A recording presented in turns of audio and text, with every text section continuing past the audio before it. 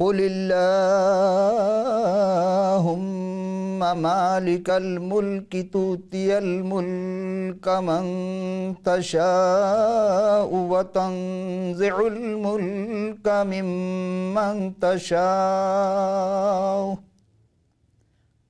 وتعز من تشاء وتذل من تشاء بِيَدِكَ الْخَيْرُ إِنَّكَ عَلَى كُلِّ شَيْءٍ قَدِيرٌ۔ صدق اللہ العلی العظیم۔ حقیقی عرفان میں آپ تمام سامعین و ناظرین خدمت میں سلام اور خوش آمدید۔ عزیزم، ہم سب اس معبود حقیقی، وہ ذات جو سب کو عزت عطا کرنے والی ہے، چونکہ وہ خود عزت والی ذات ہے، اس کے بارگاہ میں شکر گزاری کرتے ہوئے اور اس طرح شکر ادا کرتے ہیں کہ رب العالمین تو نے آج ہمیں پھر ایک نئی زندگی عطا کی ہے، اور اس نئی زندگی آج کے دن کے لیے ہم اس کے نام وقف کرتے ہیں اور سیکھتے ہیں اس ذکر کے ساتھ کہ یا معزوں میں وہ ہمیں کیا سکھانا چاہتے ہیں، چونکہ جب تک انسان کے جسم میں سانس ہے، سیکھتے سکھانے کا عمل کو جاری رکھنا چاہیے۔ وہ کسے عزت دیتا ہے اور کس کے لیے حکم دیتا ہے کہ عزت کرو اور کیوں عزت کرو، اور پھر ہم دیکھتے ہیں کہ کس کس کے لیے حکم جو صادر کیا ہے، کیا وہ لوگوں نے عزت کی، اور خدا جسے عزت دیتا ہے اسے کون عزت نہیں دے سکتا۔ حقیقی عرفان میں اسماء الحسنہ یعنی مظہر صفات خداوندی میں یا معزو یعنی دا آنرر، ہم نے جو سرنامہ کلام میں قرآن شریف کی جو آیت کی تلاوت کی ہے وہ ہے 3 پارہ سورہ عمران، 3 سورہ ہے اور آیت نمبر 26۔ کہو کہ اے اللہ، اے بادشاہی کے مالک، تو جس کو چاہے بادشاہی بخشے اور جسے چاہے بادشاہی چھین لے، اور جس کو چاہے عزت دے اور جسے چاہے ذلیل کرے، ہر طرح کی بھلائی تیرے ہی ہاتھ میں ہے اور بے شک تو ہر چیز پر قادر ہے۔ یوں تو اس کے بہت سارے نام، لیکن آج جو ہم یہ معزو یا معزو کا ذکر کرنے جا رہے ہیں، قرآن شریف میں یوں تو ہم نے بہت سارے ذکر کیے نام اسماء مبارکہ میں سے، لیکن یہ اسم جو ہے صفات یا الفاظ جو یہ نہیں ہے، ہمیں نہیں ملا، اور اس کا جو روٹ ہے، اس کا جو مادہ ہے وہ عز سے ہے، عین زے عز سے نکلا، یعنی اس کا مادہ میں ہم اس کے لیے ترجمہ دیکھتے ہیں فیروز اللغات، اس کے صفحہ نمبر 895 میں ہے۔ یہ عربی اور اردو دونوں میں استعمال ہوتا ہے، اور عربی بطور مؤنث ہے عربی زبان میں، اور اس کے معنی ہیں عزت، شرف، بزرگی وغیرہ کے، اور جب ہم بطور اسمت و عزا و اسما یعنی پروردگار عالم کے لیے استعمال کرتے ہیں، توصیف کے لیے، اس کی عزت و عظمت کے لیے بیان کرتے ہیں، تو یہ خالصتاً اس رب العالمین یعنی خدا تعالیٰ کے لیے استعمال ہوتا ہے۔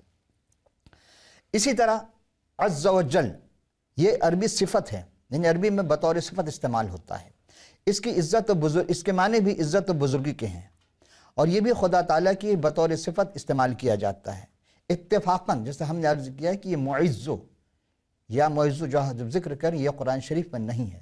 اس کی جگہ جو مختلف الفاظ آئے ہیں وہ کچھ یوں ہیں کہ مثلا تعزو سورہ آل عمران کی آیت نمبر 26 میں ہے، جس کا ہم نے بھی تلاوت کی ہے۔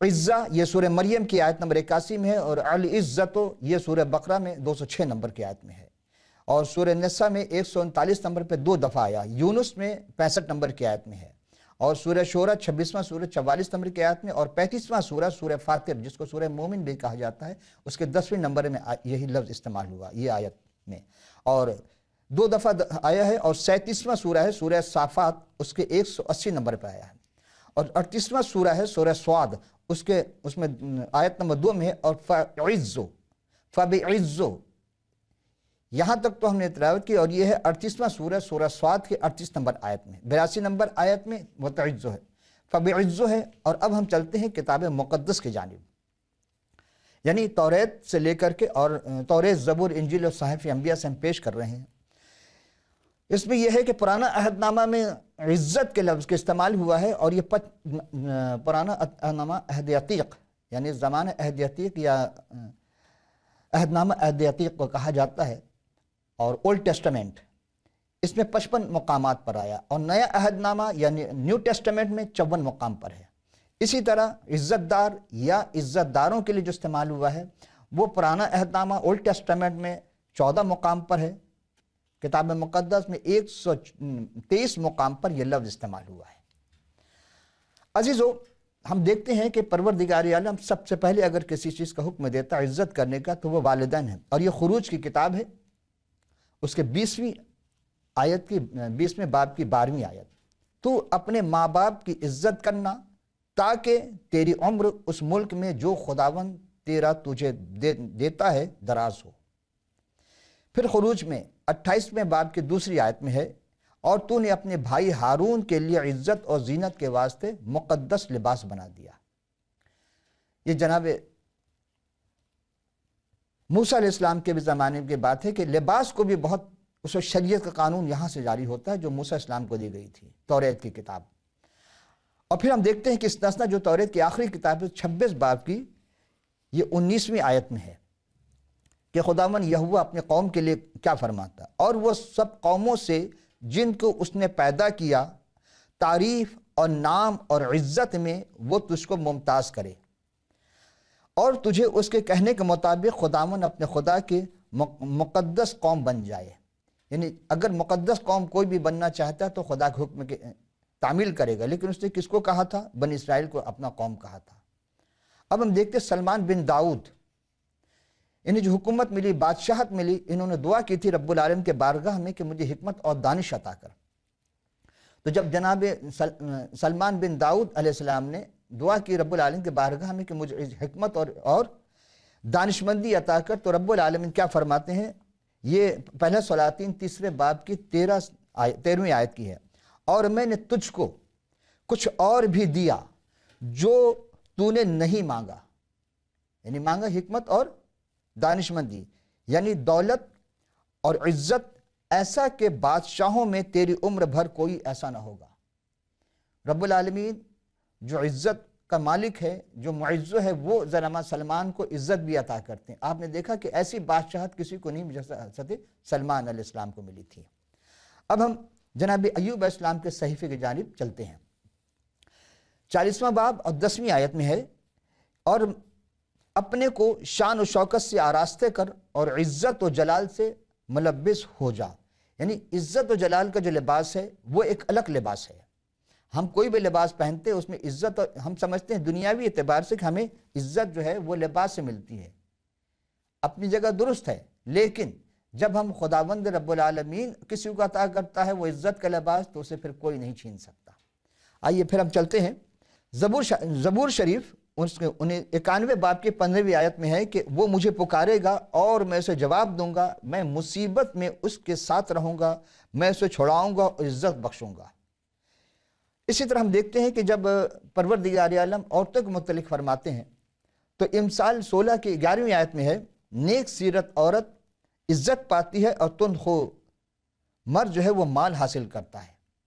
عورتوں کے لیے عزت کا بڑا حکم دیا گیا ہے، جس طرح شروع میں ماں باپ کے لیے عزت کے لیے کہا گیا ہے، احترام کرو، عزت کرو، تو ماں جو ہے یہ بھی عورت میں ہے۔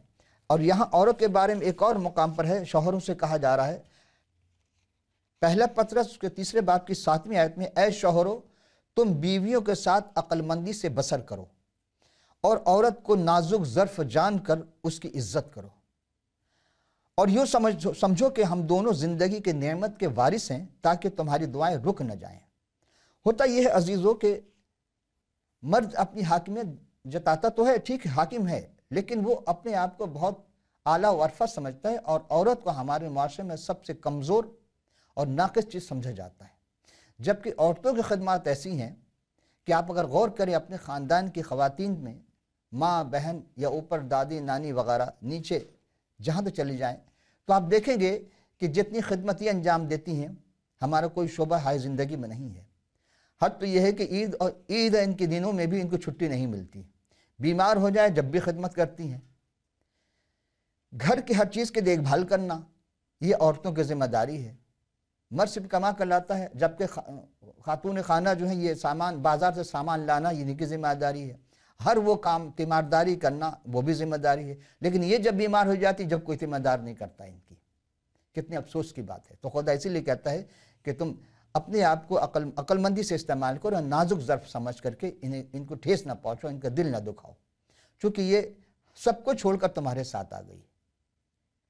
عزیزو، اب ہم عبرانیوں کا خط 13ویں باب کی 4تھی آیت کی کرتے ہیں۔ اس میں بھی عورت کا تذکرہ ہو رہا ہے کہ بیاہ کرنا سب سے عزت کی بات ہے اور بستر بے داغ رہے، کیونکہ خدا حرام کاروں اور زانیوں کی عدالت کرے گا۔ عزت کی والوں کی عدالت نہیں، بلکہ خدا اس کو عدالت کرے گا جو احکام خداوندی کی پابندی نہیں کرتے۔ پھر ہم دیکھتے ہیں امثال کی کتاب 18ویں باب کی 12ویں آیت میں کہ آدمی کے دل میں تکبر ہلاکت کا پیش رو ہے اور فروتنی عزت کی پیشوا ہے۔ آدمی اگر تکبر میں ہوگا تو اس کی عزت نہیں ہوگی، لیکن اگر وہ فروتنی سے کام کرتا تو خدا اس کو عزت عطا کرتا ہے۔ پھر ہم دیکھتے ہیں وعیز میں ایک ایسی آیت کہ مردہ مکھیاں عطار کے عطر کو بدبودار کر دیتی ہیں۔ یہ ایک ایسے فلسفہ دیا جا رہا ہے کہ وائز یہ کہتے ہیں کہ مردہ مکھیاں عطار کے عطر کو بدبودار کر دیتی ہیں اور تھوڑی سی حماقت حکمت و عزت کو مات کر دیتی ہے۔ آدمی کتنا عقل مند ہو لیکن اگر حکمت سے کام نہیں کرے گا تو اسے سوائے ذلت اور رسوائی کی کچھ نہیں ہوتی، لیکن حکمت سے کام کرتے تو خدا اس کو عزت عطا کرتا ہے۔ جناب متی یعنی متی رسول کے معرفت لکھی گئی انجیل 15ویں باب کی 8ویں آیت میں ہے کہ یہ امت زبان سے تو میری عزت کرتی ہے مگر ان کا دل مجھ سے بہت دور ہے۔ دل دور ہونا اور زبان سے عزت کرنا یہ عیاری مکاری بتاتی ہے۔ اگر انسان ایسا کرتا ہے تو خدا وہ خود کو بھی دھوکہ دیتا ہے۔ تو اسی لیے آپ فرماتے ہیں کہ زبان سے صرف عزت کا دعویٰ مت کرو بلکہ عملی زندگی میں بھی اسی طرح چاہو۔ اور پھر ہم دیکھتے ہیں یوحنا کے لکھی گئی معرفت کی انجیل اس کی 5ویں باب 44 آیت، تم ایک دوسروں کی عزت چاہتے ہو اور وہ عزت خدائے واحد کی طرف سے ہوتی ہے، نہیں چاہتے کیونکہ ایمان لا سکتے ہو۔ دیکھیں، ایمان جب تک نہیں آئے گا جب تک ہم ایک دوسرے کی عزت نہیں کر سکتے، اور عزت کرنے کے لیے بے لوث ہونا ضروری ہے۔ آدمی نیچے طبقے والے اوپر والے کی عزت کیوں کرتے ہیں؟ کوئی نہ کوئی لالچ ہوتی ہے۔ نیچے والے اوپر والے نیچے والے سے کیوں احترام سے بات کرتا ہے؟ کوئی لالچ ہے، لیکن خدا کہتا ہے بے لوث ہو کر تم ایک دوسرے کی عزت کرو، کیونکہ جب خدا کی طرف سے تمہیں جو چیز عطا ہوگی تو اس کی بات نرالی ہوتی ہے، کیونکہ عزت کا مالک تو وہ رب العالمین ہے، وہ ذات وحدہ لا شریک ہے۔ اب ہم عزیزو جناب مسیح اپنے خادم کے بارے میں فرماتے ہیں کہ اگر کوئی شخص میری خدمت کرے تو میرے پیچھے ہو لے، جہاں میں ہوں وہاں میرا خادم بھی ہوگا۔ اگر کوئی میری خدمت کرے تو باپ اس کی عزت کرے گا۔ یوحنا کی انجیل 12ویں باب کی 26ویں آیت میں ہے۔ کیا مطلب اس کا؟ کہ جو ان کی خدمت کرے ان کے پیچھے ہو لے۔ بھئی خادم ہمیشہ پیچھے رہتا، لیکن آپ کہنے کہ نہیں، جس طرح انسان اپنے باپ کی عزت کرتا ہے تو بیٹا کی عزت کرے، یعنی باپ سے مراد یہاں وہ رب العالمین ہے، کیونکہ کائنات کا بادشاہ کوئی ہے تو وہ خدا ہے۔ جس طرح ایک گھر کو کی رکھوالی کرنے والا، ایک گھر کی کفالت کرنے والا، ایک گھر کو سنبھالنے والا باپ ہوتا ہے، تو ہم کیوں نہیں اس بات پر غور کرتے کہ جب باپ ایک گھر کو سنبھالتا ہے، اور ہر باپ اپنے گھر کو سنبھالتا ہے، اپنے بیوی بچوں کو سنبھالتا ہے، لیکن کب تک؟ جب تک اس کی سانس ہے، لیکن سانس نکل جانے کے بعد روح قفس عنصری سے پرواز کر جائے، پھر گھر کو کون سنبھالتا ہے؟ سب کہتے ہیں خدا ہی سنبھالتا ہے۔ تو خدا تو پوری کائنات کو سنبھالا ہوا، خدا تو پوری کائنات کو عزت دیتا ہے، پوری کائنات کا خالق و مالک ہے۔ تو لوگ جانوروں تک کو تو باپ کہہ دیتے ہیں، لیکن اگر خدا کو باپ کہہ دے تو کیا ہو جائے گا؟ ظلم ہو جائے گا؟ نہیں عزیزو، غور کریں، وہ رب ہے، اور رب کیسا ہے؟ پورے عالمین کا رب ہے۔ اور والدین کو رب صغیر کہا گیا، تو والدین تو رب ہو رہے ہیں، لیکن جو سب سے بڑا رب ہے، جو پورے عالمین کا رب ہے، اس کو باپ کہتے ہیں ہم ہچکچاتے ہیں۔ یہی عرفان ہے، یہی ہمارا مقصد ہے کہ آپ اس عرفان کو سمجھیں کہ وہ خدا آپ سے کیا چاہتا ہے، اور اس نے پھر اپنا لباس جب تبدیل کر کے دنیا میں آیا تو اس نے کیا بتایا پھر ہمیں، کیونکہ وہ خدا سے عزت حاصل کرنے کی نسبت انسان سے عزت کرنا زیادہ چاہتے ہیں۔ کچھ لوگ تھے، ہر زمانے میں ہیں، کہ وہ خدا سے عزت نہیں چاہتے بلکہ انسانوں سے عزت چاہتے ہیں۔ اور یسوع مسیح یہی سمجھاتے ہیں جناب مسیح کے انسانوں سے نہیں تم خدا سے عزت کے طلبگار بنو۔ پھر آئیے ہم دیکھتے ہیں یوحنا 5ویں باب کی 23ویں آیت میں، تاکہ سب لوگ بیٹے کی عزت کریں جس طرح باپ کی عزت کرتے ہیں، جو بیٹے کی عزت نہیں کرتا وہ باپ جس نے اسے بھیجا عزت نہیں کرتا ہے۔ سیدھی سی بات ہے کہ اگر بیٹے کی عزت کرنی ہے تو پہلے باپ کی بھی عزت کرنی پڑے گی، بیٹے کی بھی۔ بیٹے کی عزت کریں گے تو باپ تک پہنچ جائیں گے آسانی کے ساتھ۔ لیکن دراصل یہاں اختیار کی بات جاری ہے کہ آپ فرماتے وہ کام جو خدا کے کرنے کے تھے وہ جناب مسیح سر انجام دے چکے ہیں، کیونکہ ان کے پاس اختیار ہے۔ تو جس کے پاس اختیار ہو وہی تو سب کام کرتا ہے۔ اور اختیار کس نے دیا؟ خدا نے اختیار دیا تھا، ان کو مختار کل بنا کر بھیجا۔ یہی آپ نے ہر وہ کام کیے جو عام آدمی یا بڑے بڑے فقیہ فریسی یا آج بھی جو دعوے دار ہیں کہ وہ بہت بڑے اسپیشلسٹ وہ بھی انجام نہیں دے سکے۔ جناب مسیح کوڑ کے مریضوں کو شفا دیتے ہیں کسی لالچ میں؟ وہ مریض جس کو دھتکار دیا گیا اور پھر ایسے نہیں کہ اس کو شہر میں آنے کے لیے ناپاک کر کے اپنے آپ کو مخاطب کرنا پڑتا تھا اور چادر اوڑھ کر اپنے آپ کو چھپا کر کے، کیوں؟ تاکہ کوئی دیکھ نہ لے اسے۔ اگر دیکھ لیا تو پھر اگر وہ نہیں کہتا ہے تو پھر اس کو مارتے ہیں اور اسے شہر بد اس لیے کر دیا گیا وہ سمجھتے ہیں کہ اس کا ناپاک روح ہے اور حقارت کی نگاہ سے دیکھتے ہیں۔ لیکن ایسے ایک شخص جب آتا ہے جناب مسیح کے پاس اور وہ کہتا ہے کہ آپ مجھے پاک کر دیں، جناب یسوع المسیح نے اسے مسح کیا اور پاک کر دیا، اور اسے ایک جملہ کہا کہ تو جا کر ان فقیہ و فریسوں کو دیکھا جس نے تجھے شہر بدر کیا ہے۔ لیکن اسے ایسا نہیں کیا، اس نے کیا کہ بجائے فقیہ و فریسوں کو دکھانے کے عوام میں جا کر دکھاتا رہا۔ یہ حکم عدولی کی اس نے۔ تو جو مسیح علیہ السلام نے اس مریض کو، کوڑھ کے مریض کو شفا بخشی، دنیا میں اس کو عزت عطا کر دی۔ کوئی اس کو عزت کی نگاہ سے نہیں دیکھتا تھا۔ آپ نے اب ہم یہاں سے آگے تر چلتے ہیں کہ مسیح وہ ذات ہے، خدا وحدہ لا شریک کا لا ثانی صفات ذاتی ہے جو خدا نے ان کو عطا کیا۔ وہ اختیار کی وجہ سے وہ ہر وہ کام کر جاتے ہیں۔ اور اگر سمجھنا ہو تو یا معزوں کا جو ذات اقدس ہے وہ مسیح ہی ہیں، اگر نہیں تو پھر وہ کوڑھ کے مریض کو کیسے کہا کہ اسے عزت بخشی شفا دے کر، جسے دنیا اندھوں کو یہ سمجھتی رہی کہ اس کے ماں باپ کی غلطی کی وجہ سے، گناہ کی وجہ سے بیٹا اندھا پیدا ہوا ہے، اور مسیح نے اس کو ہاتھ لگا کر اس کے مس کر کے اس کو عزت دی، اس کو شفا بخشی، اس کی بینائی کو اس نور مجسم نے، اس کے جو مادہ ذات نابینا تھا اس کے آنکھوں کے نور کو نور بخش دیا۔ کیوں؟ اس لیے کہ خود نور مجسم تھے۔ تو وہ عزت عطا کی جو کوئی عطا نہیں کر سکتا تھا۔ تو یا معزز پھر کون ہوا؟ وہ جو زمین پر آ کر ہر اس دھتکارے ہوئے کو، ہر اس کچلے ہوئے انسانوں کو، پھر آپ نے کہا اے دنیا کے دبے ہوئے، بوجھ سے دبے ہوئے لوگوں میرے پاس آؤ، میں تمہیں آرام دوں گا۔ کوئی ایسا دعویٰ نہیں کر سکتا ہے۔ عزیزو، ہم دیکھتے ہیں کہ صرف نابینا نہیں، مادہ ذات نابیناؤں کو بھی آپ نے عزت دی، بینائی عطا کر عزت دی۔ حالانکہ آج بھی ہمارے معاشرے میں جو معذور افراد ہیں، جن کو اسپیشل پرسن کہا جاتا ہے، ان کو کیسے دھتکارا جاتا ہے۔ آپ میڈیا میں دیکھ چکے، کوئی بیچارے نابینا پڑھے لکھے تھے، ان کو دھتکارا گیا، ڈنڈے مارے گئے، کیا کچھ نہیں ہوا۔ کنہوں نے کیا؟ آنکھ والوں نے کیا، وردی والوں نے کیا۔ تو خدا را ان نابیناؤں کو نہ دھتکارو، ان معذور لوگوں کو، یہ خدا کے لیے تمہارے لیے بہت خدا کی طرف سے تمہارے لیے ایک امتحان ہے۔ اگر خدا تم ایسا کر دے تو پھر کیا ہوگا؟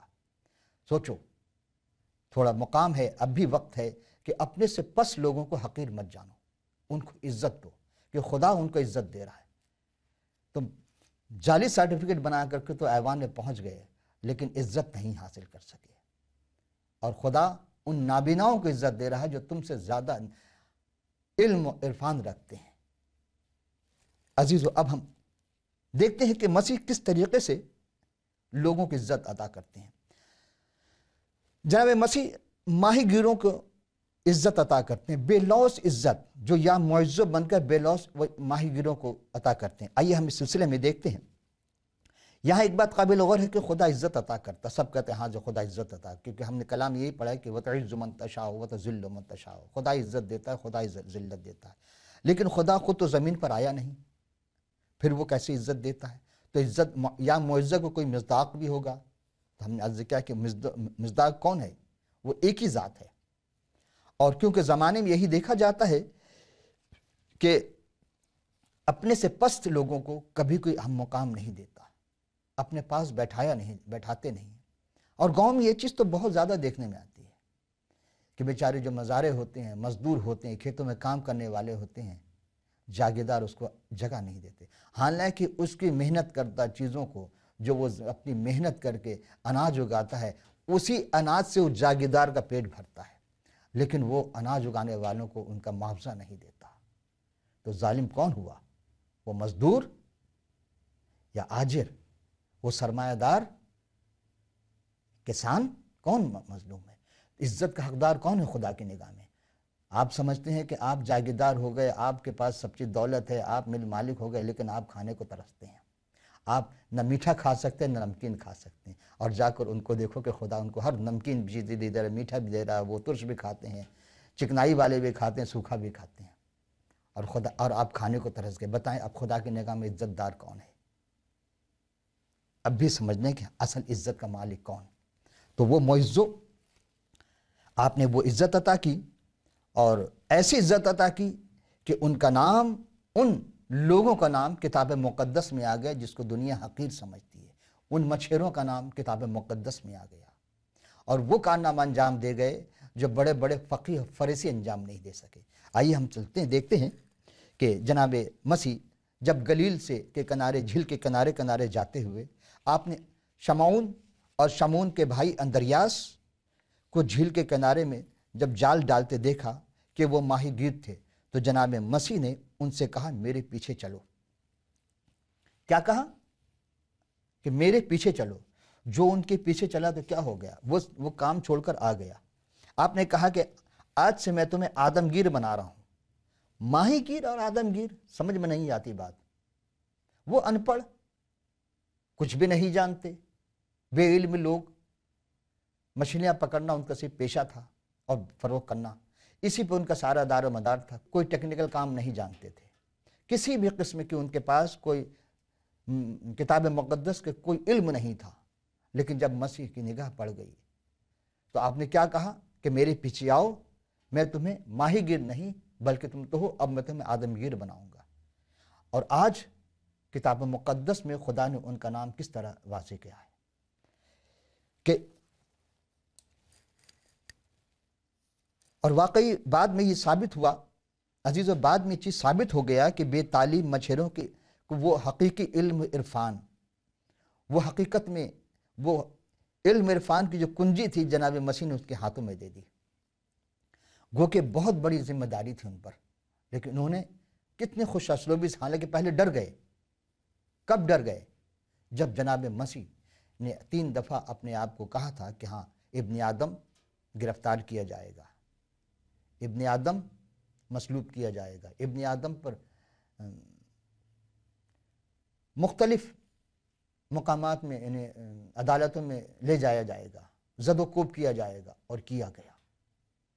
اور وہ ڈر گئے، اور ڈرنے کے بعد پھر انہوں نے اپنے آپ کو جب دیکھا کہ مسیح صلیب پر ان احکامات کو دیکھا، تو جناب اس وقت جب جناب مسیح مصلوب کر دیے گئے، اور 3 دن کے بعد جب وہ دوبارہ اس دنیا میں جلوہ افروز ہوئے، وہ غار، وہ قبر خالی ہو گئی۔ اب وہ جو اکیلے کمرے میں، ایک کمرے میں بند ہو کر وہ جو میٹنگ کر رہے تھے، اجلاس کر رہے تھے، اب وہ اتنے بڑے دل کے مالک ہو گئے۔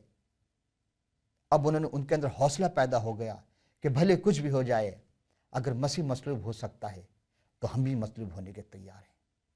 عزیزو، انہوں نے اپنے مسیح کے ان تمام باتوں کو، پھر جب انہوں نے مسیح کو ڈھونڈا تو ایک دفعہ مسیح خود ان کے درمیان میں حاضر ہوئے، اور پھر انہی شاگردوں میں سے ایک نے کہا کہ میں کیسے یقین کر لوں کہ ہم مرنے کے بعد کوئی زندہ ہو سکتا ہے؟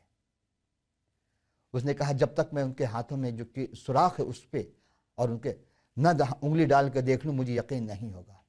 ابھی وہ باتیں کر رہے تھے کہ جناب مسیح دوبارہ اس گھر میں آئے جہاں یہ سارے شاگرد بیٹھے تھے، آپ نے کہا کہ اسے آواز دے لے اور یہ سوراخ میں انگلی ڈال کر دیکھ لے. کیا مطلب یہاں پر؟ لیکن وہ جو آزمائش کے کن یہی نہیں، پسلیوں میں بھی انگلی ڈال کر دیکھ لے. عزیزو، عزت دینے والی ذات جناب مسیح کی ہے، اور وہ جس کو عزت دیتے ہیں کوئی ان سے چھین نہیں سکتا. تمام گفتگو ہم آپ کی خدمت پیش کر رہے ہیں کہ جناب مسیح الوہیت کے واضح ترین ثبوت ہیں. کتاب مقدس شروع سے لے کر آخر تک 66 کتابوں کا مجموعہ ہے. اس میں آپ دیکھیں جو تعلیم ہے صرف یہی ہے کہ خدا کی پرستش کرو، صرف اسی کو سجدہ کرو، اور وہ 10 احکامات میں بھی یہی باتیں ہیں. اور قیامت تک آنے والے انسانوں کے لیے بھی یہی درس ہے کہ خدا کے سوا تم کسی کو معبود نہیں بنانا، اور سمجھایا بھی یہی گیا ہے. لیکن جب ہم یہ آیت عزیز، جب ہم اس آیت پہ جاتے ہیں کہ سب لوگ بیٹے کی عزت کریں جس طرح باپ کی عزت کرتے ہیں، اب یہاں ایک سوال یہ پیدا ہوتا ہے، اور ہم یہ کہنے پر مجبور ہیں کہ آخر کیوں کہا ایسا؟ ہم نے کسی اور کتاب میں نہیں دیکھا، اور ہماری یہ مقصد، حقیقی عرفان کا مقصد یہی ہے کہ ہم جو ہستی نظر ہمیں نہیں آتی ہے، جو وہ باتیں کسی اور جگہ ہمیں نہیں ملتی، وہ باتیں کوئی اور کر کے نہیں دکھا سکتا، تو سوائے یسوع المسیح کے جو یا معجزوں کے مصداق ہیں، وہ ہر بات کر کے دکھا رہے ہیں، اور کیا بھی انہوں نے. اور ہم یہاں کہنے پر مجبور ہو گئے کہ کسی اور کتاب میں تو ہمیں نہیں ملا. ہم یہاں اہل تصوف کے تمام حضرات سے جو اپنے پیر و مرشد کو خدا نما سمجھتے ہیں، کیا کسی پیر نے آپ کی بینائی درست کی؟ کسی پیر نے پولیو کے مریض کو درست کیا؟ کسی پیر نے نابینا کو بینائی عطا کی؟ کسی پیر نے بدروحوں کو، وہ جو جکڑے ہوئے تھے 32 سال 38 سال سے وہ لوگ بیماروں میں ایسے مبتلا تھے، کیا ان کو درست کیا آنے واحد میں؟ کیا کسی پیر نے مردے کو زندہ کیا؟ دعویٰ نہیں کریں، کوئی نہیں زندہ کیا، اور جس نے زندہ کیا ہے وہ مرنے کے بعد دوبارہ زندہ ہو گیا. آسمان پر صرف ایک ہی گیا ہے اور کوئی جا نہیں سکا، سب زیر زمین ہیں. وہ ایک ہستی ہے جو آسمان پہ جا چکا ہے. لیکن عزیزو، ہم تصوف کا کہ چند شعر آپ کی خدمت میں عارفانہ جب شعر پڑھا جاتا ہے آپ جھوم جاتے ہیں کہ دائر و حرم کے بیچ میں منزل نہ مل سکی مجھے، دائر و حرم کے بیچ میں منزل نہ مل سکی مجھے، جب تم ملے پتہ چلا منزل کے رہنما بھی تم. دیدہ راز ہے یہی، جذبہ ناز ہے یہی، اور تم ہو نظر کے سامنے میری نماز ہے یہی. عشق کی ابتدا بھی تم، حسن کی انتہا بھی تم، حسن کی ابتدا بھی تم، عشق کی انتہا بھی تم. عاشق با وفا بھی تم، معشوق پردغا بھی تم. چاہوں میں تم کو دیکھ لوں، آئینہ خود نما بھی تم. اور عزت خود ہی عطا کریں، ذلت خود ہی لیا کریں، کس کی مجال ہے یہاں، دم کے دم دیا کریں. اور دونوں طرف ہو تم ہی تم، ادھر بھی تم ادھر بھی تم، رہنے دو راز کھل گیا، بندے بھی تم خدا بھی تم. عزیزو، عزت کے مالک، بس وقت بہت کم ہے. ہم لب لباب یہی پیش کر رہے تھے آپ کی خدمت میں کہ یا معزو جو عزت ادا کرتا ہے اس کا دامن تھام لیجیے، اور دامن ایسے نہیں بلکہ پورے جو ذرے کو آفتاب بنا دے. اس کے لیے مطالعہ ضروری ہے، اس ہستی کو جاننے کے لیے مطالعہ بہت ضروری ہے. آپ ہمارا ای میل ایڈریس، اسکائپ، جو بھی آپ کو سہولت ہو آپ ہمیں ضرور لکھ بھیجیں. جو بھی آپ کے ذہن میں سوال ہے، آپ کو کتاب مقدس چاہیے، جس زبان میں چاہیے آپ ہمیں کہیں، ہم آپ کو اس زبان میں کتاب مقدس لیکن ارسال کریں گے. لیکن آپ اپنا پورا پتہ ضرور ہمیں ارسال فرمائیے. آئندہ نشست کے لیے کسی اور عنوان سے حاضر ہوں گے. اس وقت کے لیے اجازت. خدا حافظ و ناصر.